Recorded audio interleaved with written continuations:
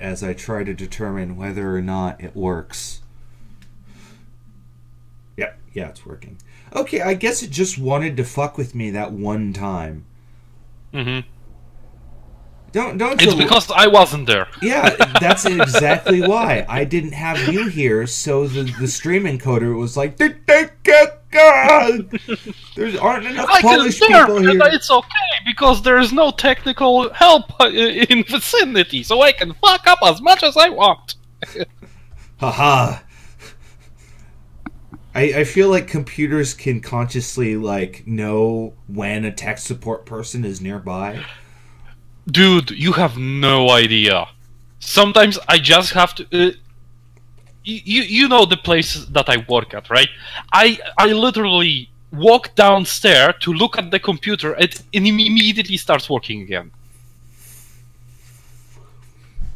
Yeah, I've had people, like, call me over to help them, and I do the exact same thing they're trying to do, and it just works. And they're like, what did you do? Yeah. And I was like, nothing.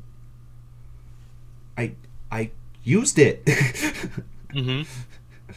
On that note, Depths of Gaming, episode 33. Greetings, comrades! We've got a long, boring show for you today. So let's get the interesting stuff out of the way. The main thing, is Outcast Second Contact is coming within the next couple of weeks. And yes, the second coming of Outcast. Well, Second Contact. I keep saying Second Coming for some reason, but it's Second Contact. I think Second Coming is much better. It sounds better because it's pseudo-religious, and I feel like that's what they're trying to do anyway. Because that's the whole gimmick of the game, is that the natives are worshipping your technology because it's magic to them. Yeah. As it customarily is in these kinds of games. So, go watch the trailer. It's on Steam. It's beautiful. The original Outcast kind of suffered for the technology at the time. It was a solid game. A lot like Anachronox or that one game that David Bowie was in. I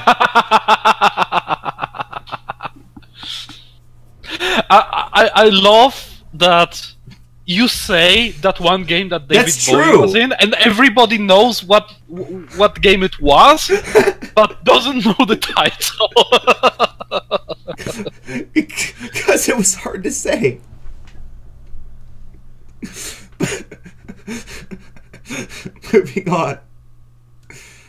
Moving on to the Omicron Nomad Soul. There you go. Yeah, thank you. Omicron, the Nomad Soul. That was the game. Which again, by the way, that game had tank controls. It was awful. It did. It's a 3D game when we haven't really figured out the controls for 3D games. I'm just saying, if they remade the Omicron, the Nomad Soul, and gave it like just normal fucking point and click controls, it would be amazing. But oh well. But we have we have. Time for the 8-hour segment on Steam. So yes, boy, we have a set of fucking topics on that. So we're gonna get this one kind of out of the way pretty quickly too. Steam has introduced virtual gift cards, so now you don't have to run to the store and get Timmy a little fucking gift card if you already have Steam. You can just send money directly to his account. Send the money to his account. Now, I am a little. You still have to enter iffy. the code, but yeah, I'm a little bit iffy on the subject because the first thing he said in the pre-show was microtransactions. That too, but another thing is, you never get enough money in those gift cards to basically top them off. right? You're not You always supposed to have to top them off. It's gift cards are weird. They're variable amount, you dipshit. Yeah, but I also wonder how the gift cards are going to work, because Steam is region locked when it comes to buying games for your friends. Yeah, that can be a problem. So I basically wonder how they're going to translate the value of the gift card for another country. Well, let's see here. Well, it's according to them, they do all the rest. Are there country restrictions? No. Though they do note that some cards issued in Southeast Asia are only redeemable in that region. Oh, nice. So yes, but no. So yes, but fuck Asians. Which is kind of the typical Steam slogan, really. Well, it's like, everyone gets cheaper games except Asia. I guess. Because in region locks also fuck over Russians and Eastern Europeans like me. Well, yeah, but apparently you can just get money laundered through Steam now. Yeah, now because no one can buy me a game, right? At least people from America or other parts of Europe. I bought you all sorts of fucking games. You did, but now you are no longer able. Oh, did they remove that ability? Yes. Motherfuckers! I know. I know because Jerry wanted to buy me like shit ton of games, and he couldn't do it. Wow. Okay. So, now I want. So basically, now if Jerry wanted to buy me a game, he needs to send me the money through gift card, and then I can buy that game. Yes. Which is, by the way, the exact same amount. It costs the exact same amount, plus minus like 5%. Correct. Right, because you're gonna get that amount in money, in USD. So, unless of course it magically transforms to Polish gold, but we don't know. They didn't. Yes, seem to Polish want to people answer use that. gold. Zloty. Yes. So now for the long, boring segment where we just kind of talk about developers and how much we don't like them. It's not boring, it's fun! Because we get to rip ass of all the fucking Steam developers who are basically bullshit. Let us rip the ass, yes. For glorious comrades. My name is Boris, I will be your ass ripper for tonight. We'll be your ass rippers. So, this is Operation Tell Valve All the Things version 2. This is a initiative by Valve to say, no, we do listen to our developers, we swear. If you remember correctly, they did say something similar earlier this year. They said, yes, we do listen to our community. See? Greenlight is no longer a thing. And it doesn't work. We just replaced it with half of Greenlight. Yes. We removed the light part. Now you can just shovelware onto Steam all you want. As well as other things. But yeah, they say, yeah, we listen to our community, but we do jack shit about it. Yeah. So, what this is a survey that was sent by Steam and then disseminated by I don't think he's a separate firm. I think he works for Steam, but if I can find his name, it's Lars something or other. Fuck it, we'll find it. Yes, some guy that we are not going to dox. Um, there's some dude that worked for some guy at some point did this for Valve. And Link available in the doobly-doo. Not really, but if you just Google it, you'll find it. We're not popular. We don't give a shit if people find our sources or not. Well, we need to at least pretend.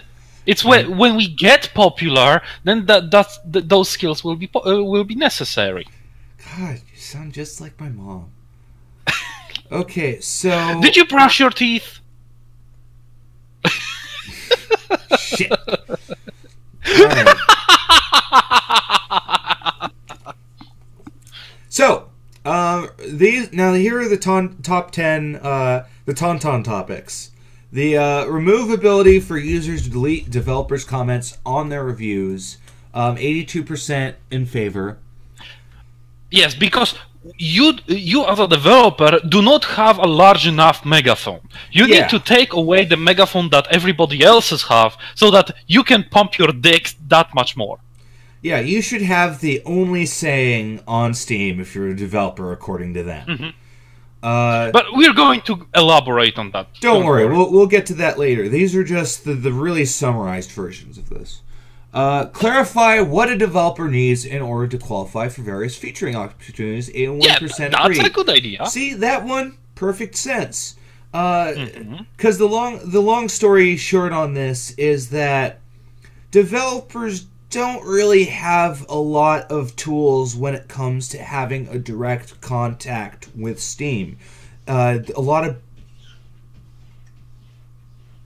of back channels, a lot of you pretty much you have to visit Steam directly and talk with Gabe Newell directly in order to get anything done if you're a developer. Yeah, you have to actually kick down Gabe Newell's door, and it pisses him off because he has to.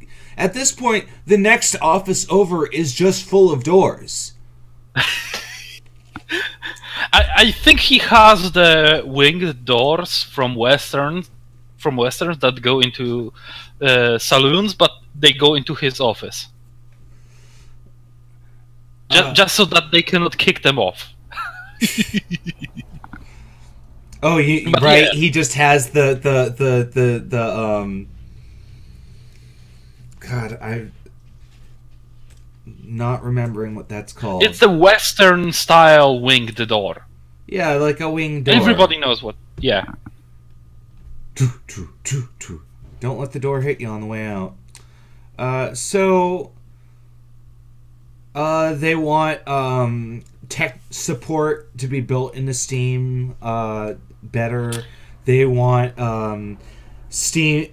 They want issues that are Steam issues to Steam support instead of the developer. And I could have swore that everything you send to Steam support ends up at some office in India, but I guess I'm wrong. Yeah. Now, the fact that the thing about the support, right? These people want a better access to technical support from their users, from players, right? They want players to have a better way to inform them about bugs, and they want Steam to handle that. My response to that is, why can't you build that into your own game? Because you could do that. There's nothing holding you out. If you really need those features, you can build them into your own game. Well, we might get to this later. Mm-hmm. We might get to this later, but they did part of the survey was identifying what services that Steam provides that developers capitalize on as far as game widgets. Mm-hmm. And so, of course, everyone's all jerking off for achievements, but there's a bunch of ones at the bottom of the list that I found really interesting that people weren't using, but we'll get to that later. So there are a bunch of widgets that developers on average don't use. Mm-hmm. Like Steam Workshop is only used by 36% of the people. Good, you're looking at that list, yeah. Mm-hmm. Leaderboards, 39%.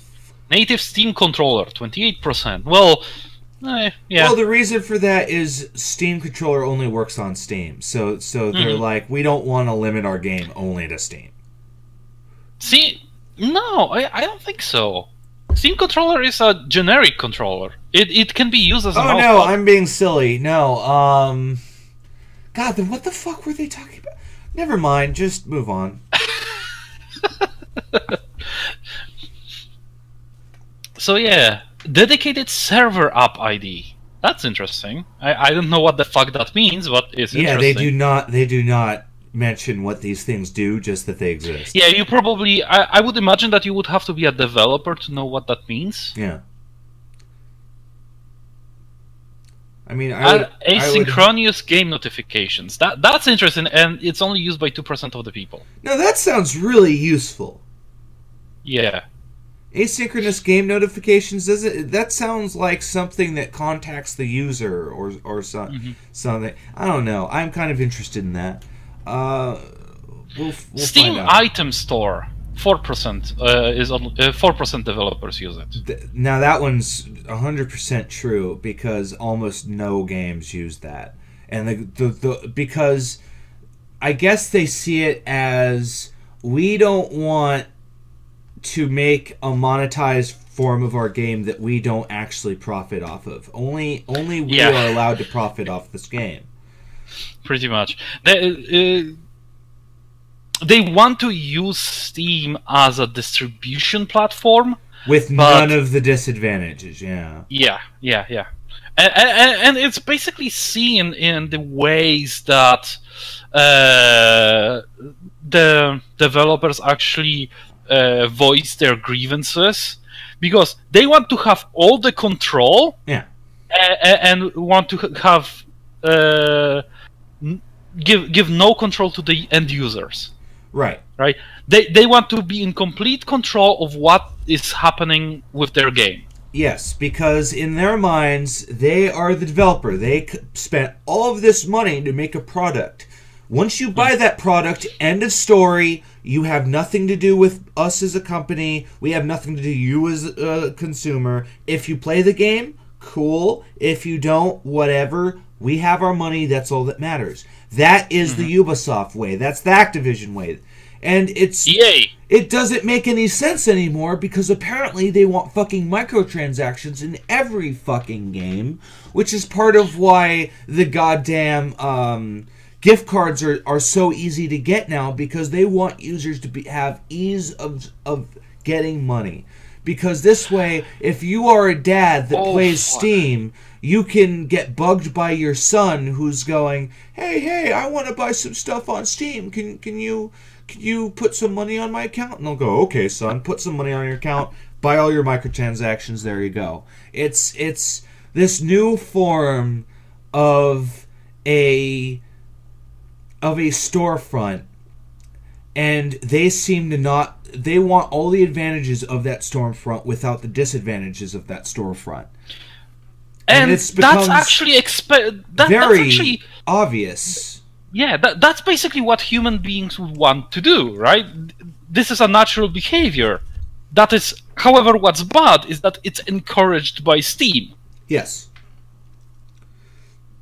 Right? Because this is not an optimal way to create a good environment for both the buyers and the sellers. So the providers of the games, right? If your customer is just a meat bag that is designed that only reason for existence is to give you money, then you probably shouldn't be making video games. Absolutely. It's because I frequently make the joke that the overwhelming amount of people that use Steam are under the assumption that a bunch of magical gnomes hammer the game for a set amount of time and money until it's finished. When that's bullshit. It's utter bullshit. That's not how it works. A good game is not time plus money. That is not how it works. And apparently developers have this assumption that making a game is product equals income. I don't fucking know, but users apparently aren't factored in there at all. Just we put out a product, we get users. End of story. Mm-hmm.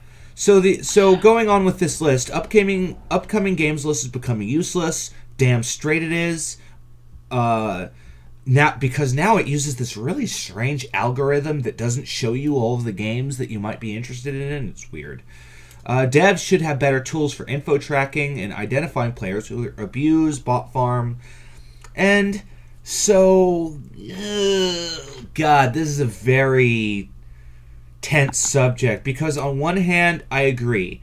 As a developer, I should be able to know if I have users in my base that are becoming a problem across all of Steam. For other users, right? However, now we are going into a Destiny 2 problem. So if we create a tool that detects some form of code injection... No. We're not. I'm not saying instaban. I'm not saying instaflag. No. I'm not saying any of that. That's what's happening in Destiny 2. Is people are getting banned in huge waves for no fucking reason. Yeah, but the thing that I'm trying to mention is the fact that any automated system is bound to raise false flags. Well, I'm not advocating for a purely automated system. I'm saying that if another developer investigates a player and finds out and files proof this person cheated in our game, and Valve should know. So Valve investigates that claim, looks at the data, goes, yes, that is a cheater. And so everyone gets to know that as a developer, this person is a cheater, and if you see them in their base, don't be surprised if they cheat in your game too. And if they keep doing it, keeps getting more strikes, and if he does it for so many games, like 20, 30, who knows, give him a very large margin so it doesn't accidentally flag people. But there should be a point where we go, you are a problem and your business isn't appreciated on our service.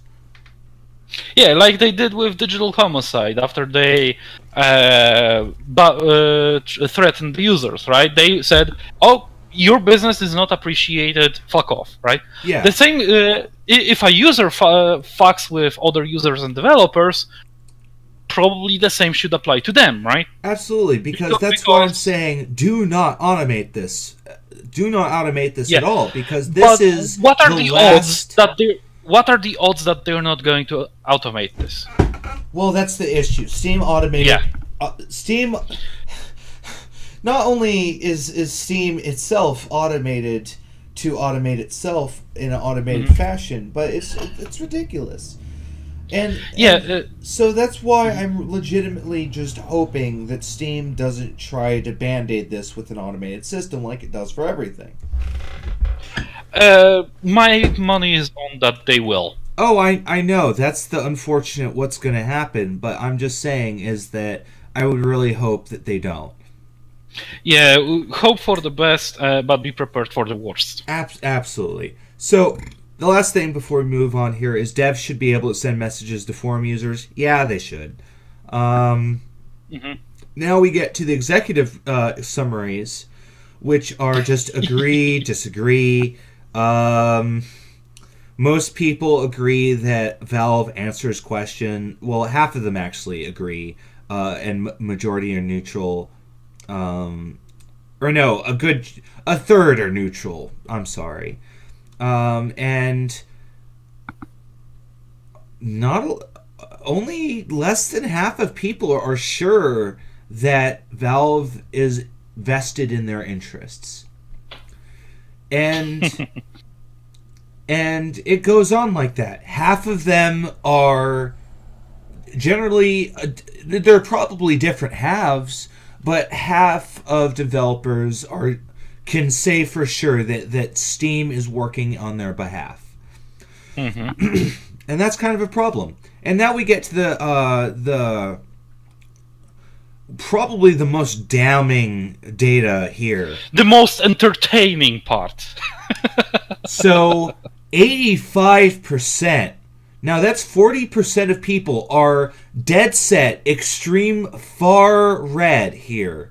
Just saying, they are sure. 40% are dead fucking sure that it is difficult to get their game out there in front of people. And I wouldn't. And no one is sure that they're not threatened. Only like 3% are kind of eased about it. Mm-hmm. And only about 10 seem to be neutral on it. So it's very clear. Developers feel like their games are not seen. And you know what? With the fact that 25% of all Steam titles coming out this year, I would not actually be... I am not surprised about this. I'm not surprised either. Because there is so much fake games, Steam is calling fake them. Games, they're all over. We gotta remove the rights to these companies, the EA and the Ubisoft, the fake games. It's basically games that are that are basically produced by like teams of 10 people team that shoves out game like 3 times a month, right? And all these games are clones of each other that are we actually designed. Kind of talked about this earlier about when they because the visual the visual novel thing came out is coming out, so we're gonna see a ton of those. And then the RPG Maker thing came out a year ago on Steam. We saw a ton of those, and so yes, this is a problem, and hopefully Steam sees this and goes, wow. Because now we're going to talk about... To be fair, there are some good visual novel games. Oh, there are. Like, the last one that I've seen is Doki Literature Club. When I say visual novels, I'm talking about the shovelware garbage. I'm not talking about Higurashi When They Cry. I'm not talking about Danganronpa. I'm not talking about Doki Doki Literature Club. I'm even not talking about Daddy Simulator. I'm talking about, or Daddy Dating Sim, or whatever it was. I'm talking about the shovelware garbage that comes out, and you can tell that they just drew some really hot anime chicks and called it a day. Or worse yet, downloaded them from somewhere else and are selling them without giving props to the artist. Yeah, so please don't burn down my house because I mocked Danganronpa. I love Danganronpa. But we're going to burn down your house anyway. Fuck. All right, so this is probably my favorite 2 parts of this entire document. 2 and 3. Too much competition from high quality, too much competition from low quality. And it's roughly half on each side. And you can see 52% for the high quality and 43% for the low quality games. And so it's very clear that it's roughly half, like give or take. And I like to believe that they're the opposite sides on each of those charts. Yeah, they're basically voting for each other. So like my pet theory is that the 43% of the low quality is the yellow, blue, and dark blue of the other chart, and vice versa. Now, what I would like to know, how they determine what is a high quality game? Yeah, the fuck does that mean? So, by high quality game, are we talking about Assassin's Creed, which is one of the buggiest pieces of shit every year? Are we talking about Batman Arkham City? Are we talking about the Arkham games? Are we talking we need to define our terms, sir? Like, what is going on? Low quality games, are we talking about all of them? Are we talking about shovelware? The shovelware? Are we talking about the fake games? Yeah. Are we talking about games that aren't AAA? Like, we also need to define our terms here. Mm-hmm. So that's why I look at that statistic and I go, you guys have too much time on your hands. Yeah, this is at least in my like humble view. This So is I not look at really that- a good question to ask. That's a bad question to ask on both sides. Like, Mhm. I get what they're trying to get out of that information, but it's stupid. You're not Yeah. going to get what you want. And then there's what Steam features did you plan to integrate? 91% achievements. That shouldn't surprise anyone. Yeah, everybody wants achievements because why? Because achievements let you farm cards, which let you farm gems, which then can be made into User retention. games that you can then game keys that you can then sell on other websites. And then almost everybody uses Steam keys. Almost everyone uses trading cards. And then it jumps way down to Steam Workshop, leadership, or leaderboards. But we're going to look at the bottom here. Async game notifications on 2%. And session tickets. Now, the session tickets are for quality control. So some newer games are using that. So I'm glad they are. So that's interesting. Marketing. Now, the bottom here. Oh, whoops. The bottom here is the best statistic out of all of them. Paying for physical advertising, 2%. Fuck physical advertising. So tell us more about what physical advertising really is. It's like shoving buses, leaflet bus into your stops, face. leaflets, magazine ads, any advertising that isn't done online on YouTube or on the TV. Because 31% say they paid for online advertisement. 38% said they had 500 plus alpha and beta users. Almost 80% had a coming soon page, so they have online presence. So there you go. Yeah, no, this entire statistic is interesting, but I still need a little bit more time to digest it, because the reason I find that so important is because this spells the demise of brick and mortar mega chains that rely on console schmucks. Oh, I gotta buy the $600 console, then I have to buy the $60 game every year for my $100 controllers and my $300 gold edition. And I'm going, you guys are idiots. What are you doing? Yep. You are giving people money that you should not be giving. To be fair, who are we to decide who other people give money to? If I can go to a different service and get the better quality for half the price... Now, that is something that we should be telling them. Listen, don't do this if you can do this, and it's going to make you much happier. That's my caveat here. If I can go to the computer and get the same service cheaper and have more fun, you are doing something wrong.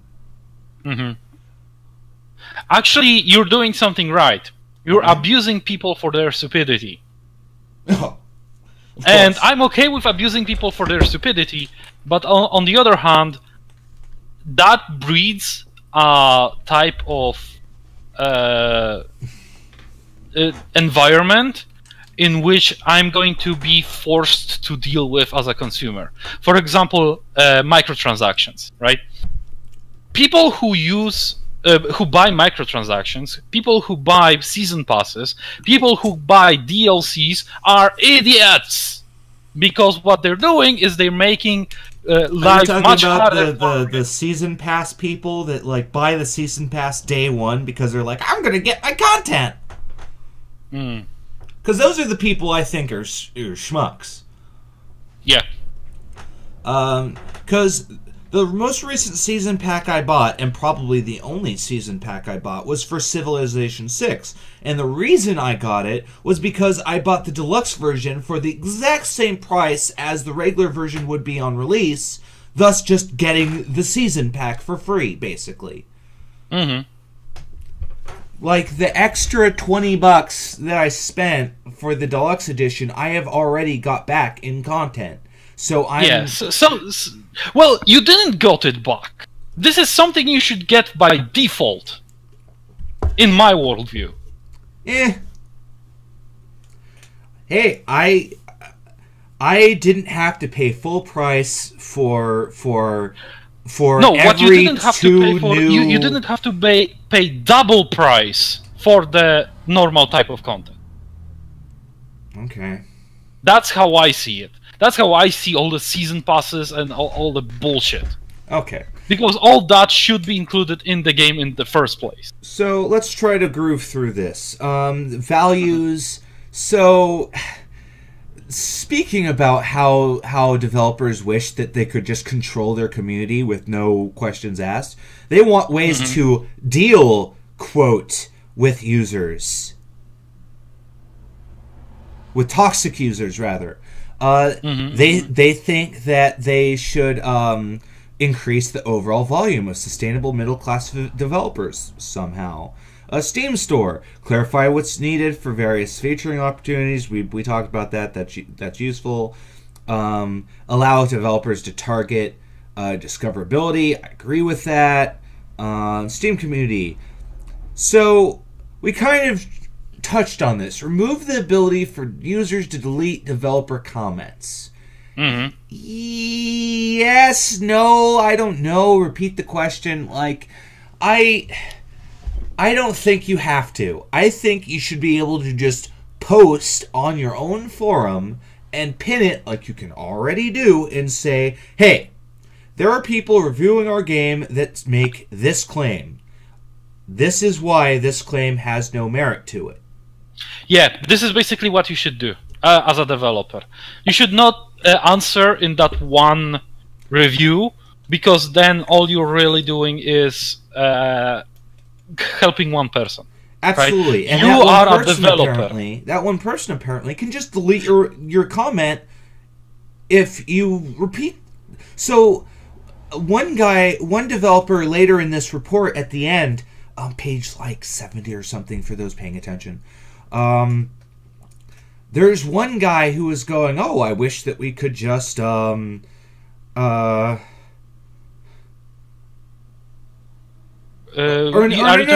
aggregate score? Or no, there was one guy that was complaining that it was madness that that people can lie about their game. They can comment to fix this single person's problem, and they could just repeat repeal the comment. They can get rid of it. So I'm going to be right back. Fill the dead air. Okay, so basically what I'm looking at right now is the developer comments, who basically says this, and I quote, Valve needs to do something about troll reviews. In fact, they need to get rid of user-controlled review score entirely, right? Because, end quote, because the developer needs so much more power over the reviews, as we learn from the digital homicide debacle and every single other fake game developer on the Steam community, right? Because it's a standard tactic to censor any and all review that is not nothing other than glorifying the game. And let's continue here with the quote. The only thing the review score does is empower trolls to enable to harm the game. Let people have meaningful reviews that people can read and rate. but no aggregate score. So basically, what the developers want to take away the power as much as possible from the users themselves and give it to themselves, right? Because they want to control how their game is reviewed, so that the better the reviews, the more they can push the copies. But this is a lie that they're propagating. Because if I buy in that system a game, I'm not buying it because someone honestly thinks it's a good game. I'm buying it because that's what developer wants me to think is a good game. And I don't think I have to explain how anti-consumer that kind of thinking is. So I'm going to pause you for a moment there. Because I would like to explain that these comments are all divided between Group A, B, C, D, and then there's the Steamworks Developer Forum and Steam Profit. I was reading from Group D. Group D is indie developers that are just worldwide. Group A is indie developers that the researcher knows personally. They're on the contact list. While D is just every other indie developer that was answering the survey. So you're going to get some... So, as we're going to see later, there's some crazy shit that the Group D people say.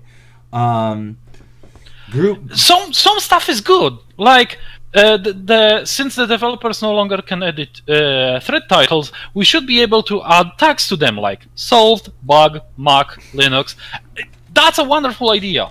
Yeah, it's a mixed bag. Group B is UK-based indie developers.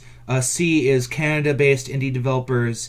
And D, as I said, is indie developers that are worldwide. So the other thing is that these are all not really AAA people, so to speak. So I really doubt that Ubisoft, Activision, I don't think they really had a say on this. That's probably a different report. But so it's worth taking with a grain of salt some of what these people say. But it's also worth noting that indie developers are Steam. They are responsible for like 80% of the games. Yes. Over 80% of the content on Steam is indie. So, by the way, I don't have any research to back this number. We fabricated those percentages. It's a ballpark estimation. Ballpark. And it's probably not even true. So just write us off as lying pieces of shit and let's continue.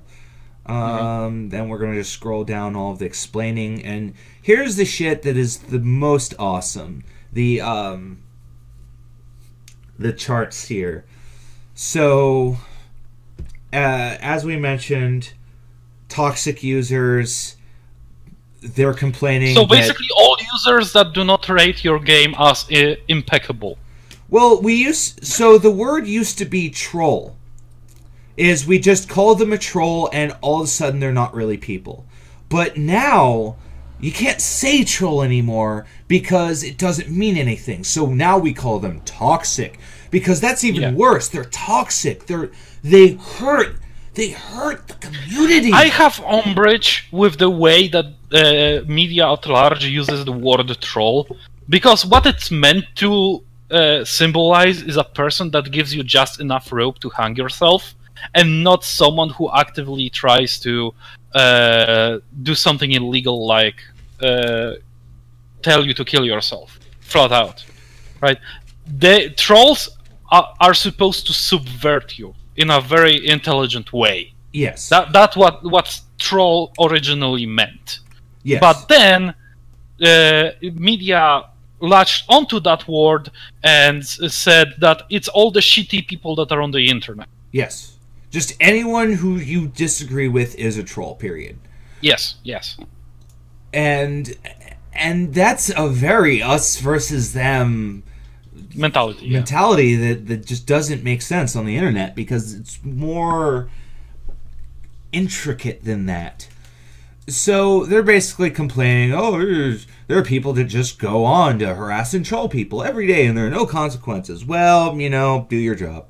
Valve should increase the volume grow a thicker skin of sustainable middle-class developers.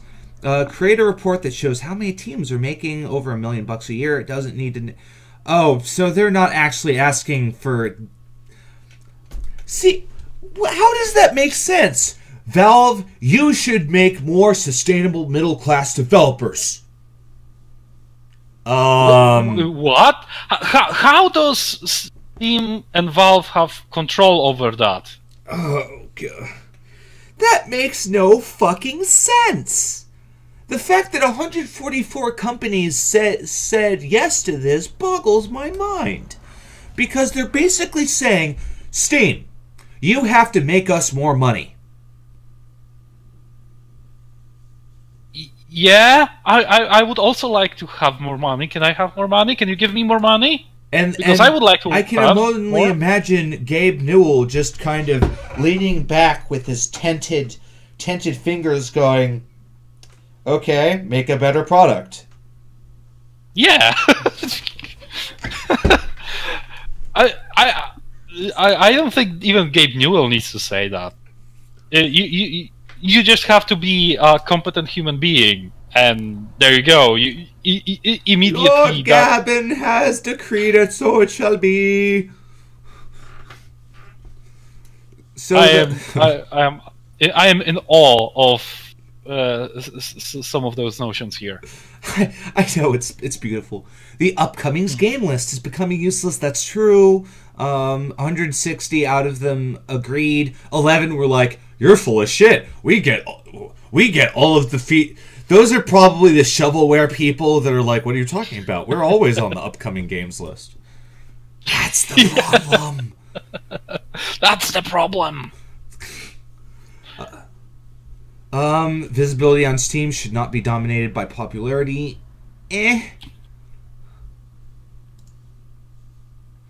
Valve should be explicitly Valve should explicitly attempt to broaden and diversify its player base. How the fuck is it supposed to do that? Again, they're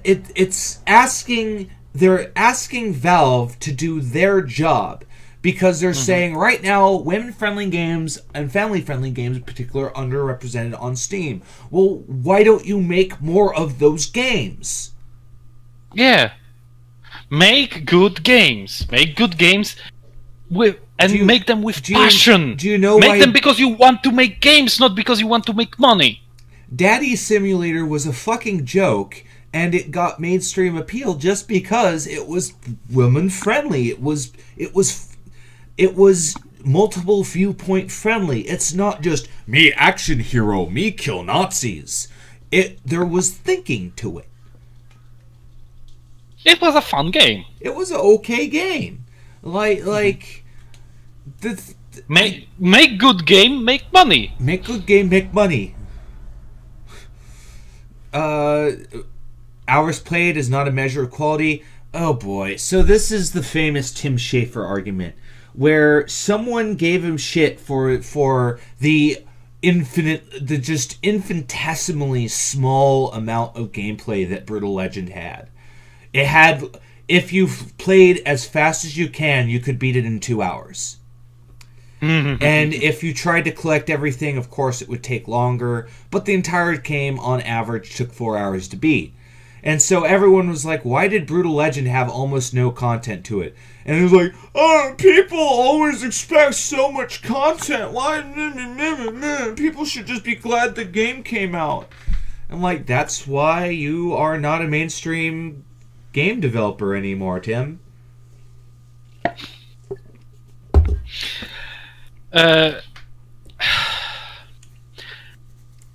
There's a difference between content and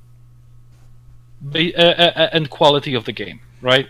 Of course. And people, when you as a game developer, especially in this day and age, expect your customer to pay for $60 for the base price of the game, $20 for the season pass, $60, $30 more dollars for a DLC that is not included in the season pass. Keep in mind, like I said, these are all indie guys. These aren't the people pushing season passes. But still, they're pushing also microtransactions too. Some of them are, yeah. Yeah. And some of them are basically shovelware and have different avenues of making money instead of just players giving them, right? So the other thing that if you look through scrolling through this damn thing, you're going to see a lot of mentions of the 2 max hours playtime return policy. A lot of them seem to really hate that. Yeah, because if you make a very short game that still costs $60 to buy, and someone finishes it in under 2 hours, then you're fucked. Like, for example, Kane and Lynch, right? You can, I believe, finish this. Yeah, you could 3 beat hours. Kane and Lynch pretty quickly. Apparently, a runner beat Wolfenstein 2 Shadow of the Colossus in like just under the amount of time required. Like if he did it purposefully fast enough, he would be able to play the game, beat it entirely, and return it. Yeah, but those are speedrunners. Those are speedrunners. Like, take that with a grain of salt. But people can do that now. And so there has to be a developer way of doing it. So 180 of them said, hey, or no, that's something different. This is for removing developer or preventing removing developer comments on the review. 180 people are like, yeah, we should do that. But there are a lot of people that are complaining about the 2-hour return thing. Of course they're complaining. So, the hardware survey should help they people. They would like 0 minutes. Like, if you play for 60 seconds, you immediately have to... ideally there would be no return policy at all. Yeah. Mm-hmm. So, allow developers to target the discovery algorithm for their game. So, in marketing, targeting is the concept that as a user, you have a bunch of tags associated with you, such as male, like white, male, strategy gamer, miniatures hobbyist, driver, that sort of thing.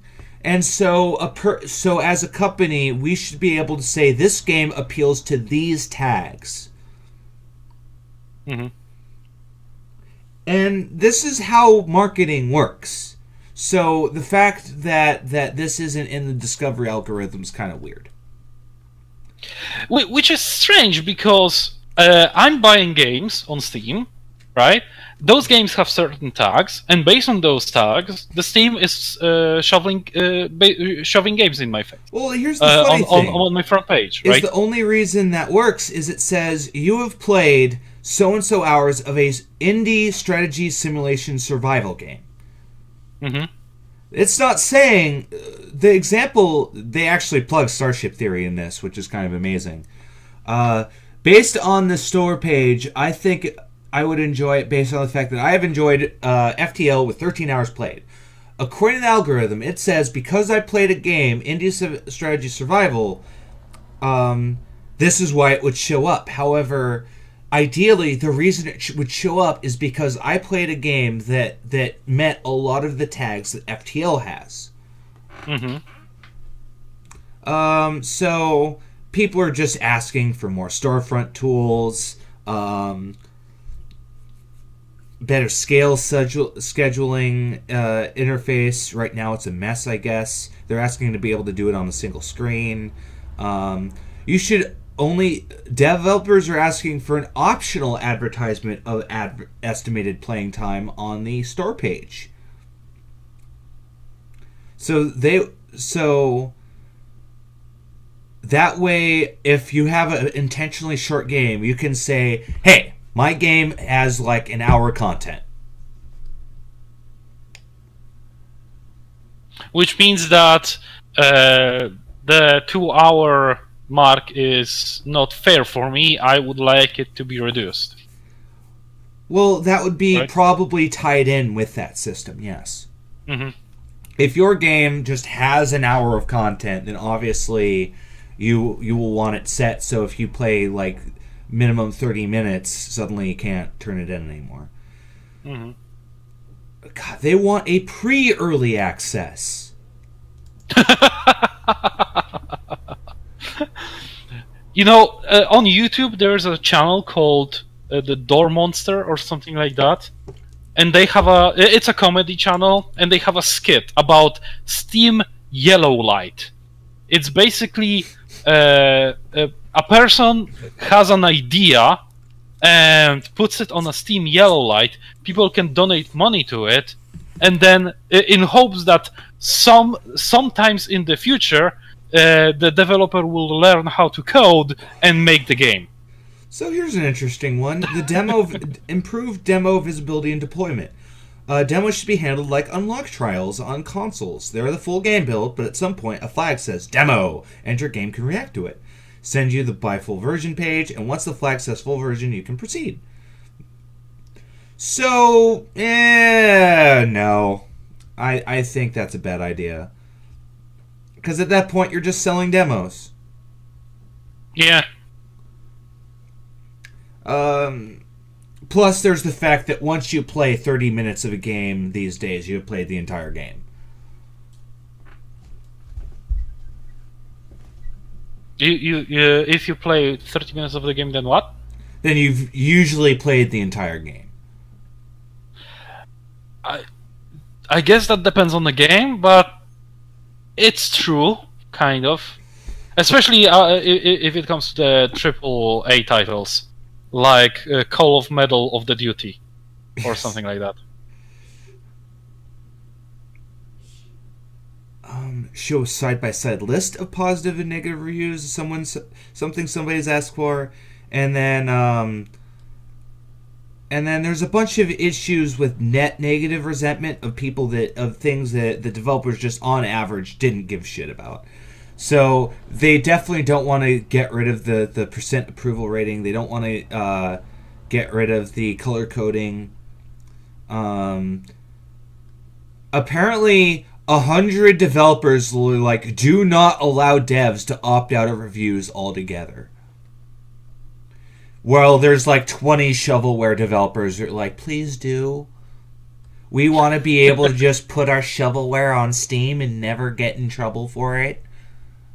Yeah, if we're going to ban people from our forums and censor them anyway, why should we even attempt to have a face or any rating for that matter?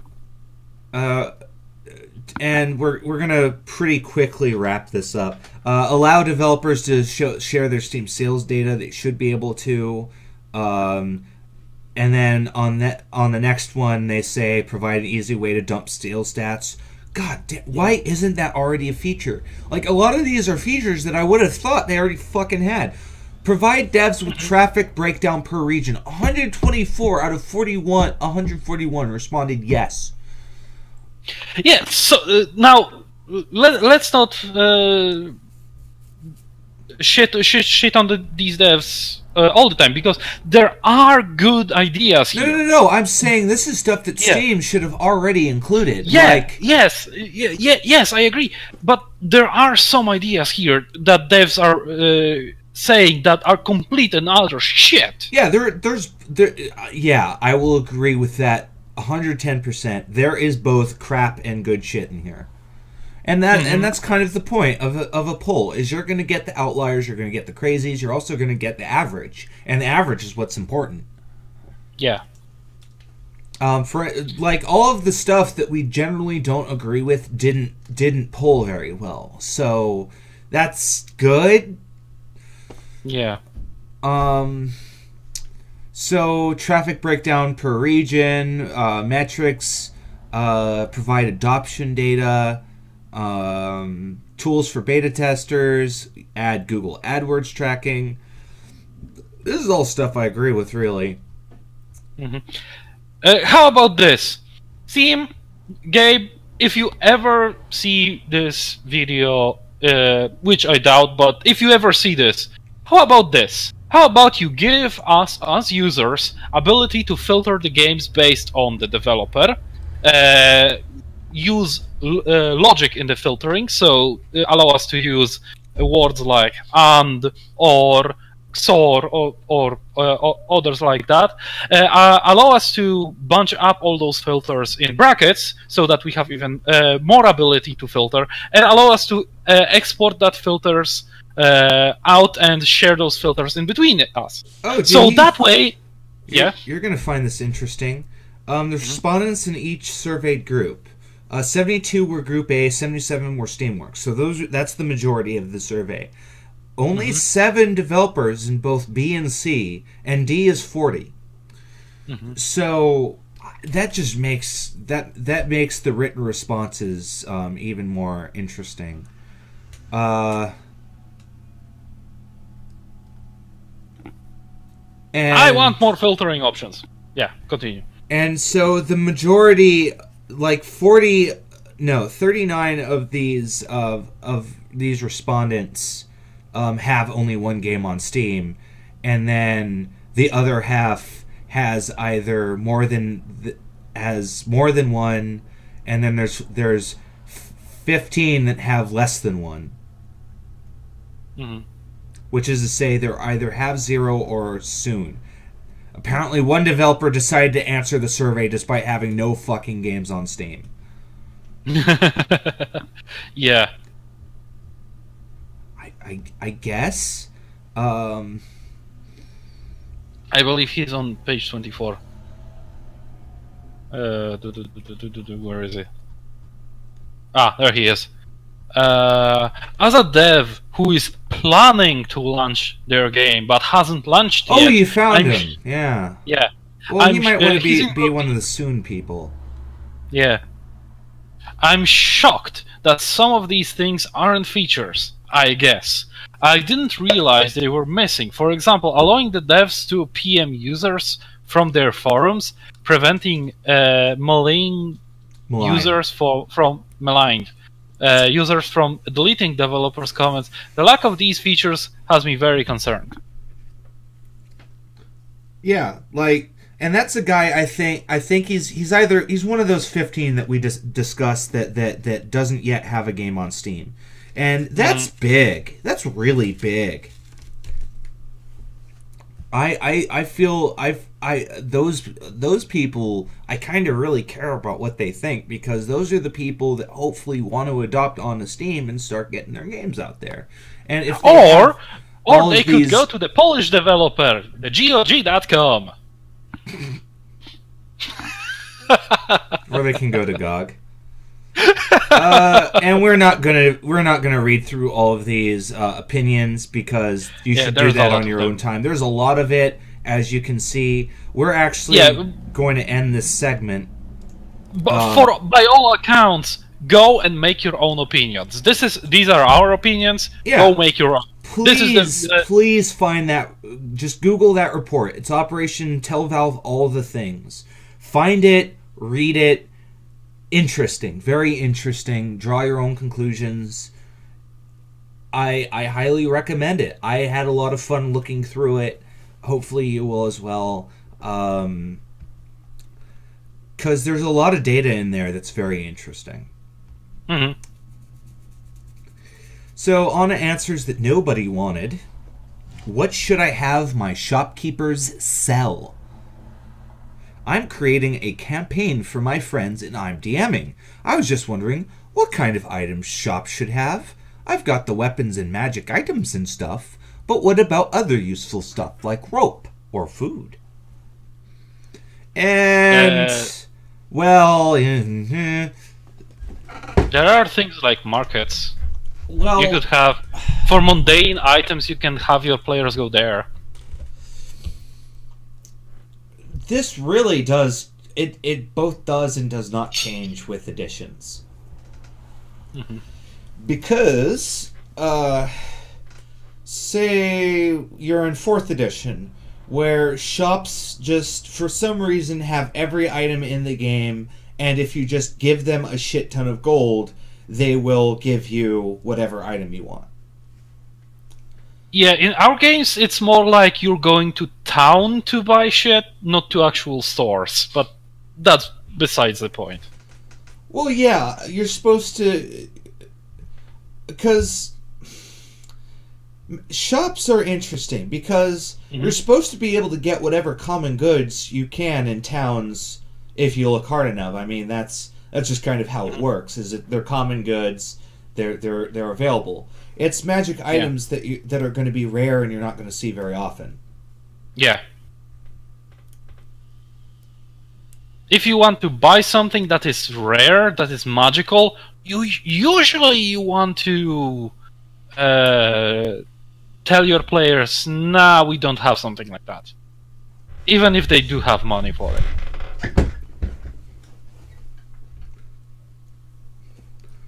Magic shit should be the things that you actually find in dungeons. Well, the thing is by default, 5e kind of pushes a pseudo low magic setting. Mm-hmm. But there are a lot of like magical trinkets and such that are common, not that useful, but people can have them. So that's the kind of stuff that a low grade magical shop might have, is little trinkets.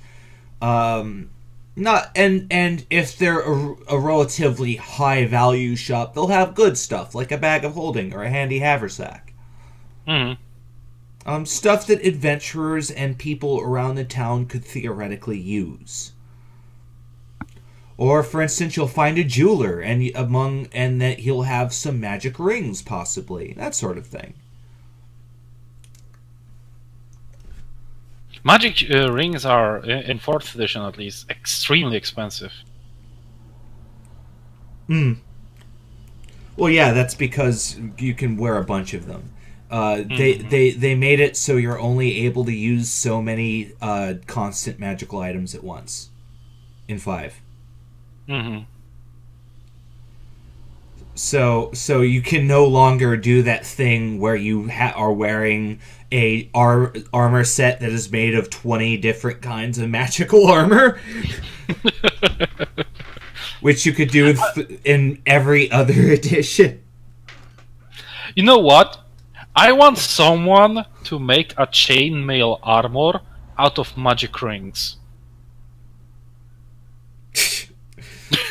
Yeah, just this monochromatic, stupid-looking chainmail where if you look at it, it's just a bunch of rings that have been painstakingly welded together to form chainmail. And so the comments are pretty standard. If it's 5e, most shops won't have magic items. You don't really have to write down like what every shop sells. You'll figure it out.